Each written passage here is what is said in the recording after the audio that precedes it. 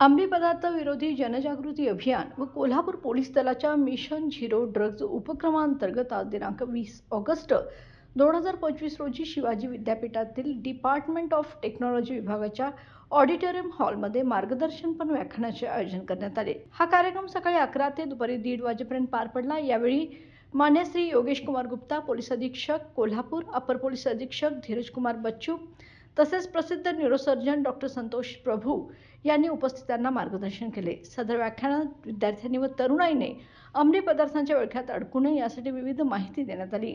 ड्रग्जच्या दुष्परिणामांबरोबरच समाजापुढील वाढती समस्या, त्यावरचे उपाय तसेच प्रत्येक विद्यार्थ्याने पुढाकार घेत ड्रग फ्री कॅम्पस घडवण्याचं आवाहन करण्यात आलं। या प्रसंगी विद्यापीठातील शिक्षक, शिक्षकेतर कर्मचारी तसेच 350 ते 400 विद्यार्थी उपस्थित होते। कार्यक्रमाचे संयोजन पोलीस निरीक्षक सुशांत चव्हाण, राजारामपुरी पोलीस ठाणे यांनी केलं।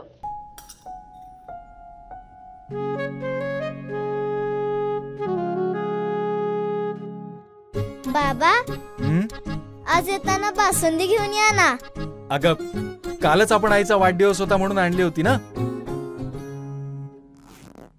ऐकलं, गोकुळची बासुंदी पुन्हा खावीशी वाटतेय। खरं सांगू, मलाही खावीशी वाटतेय।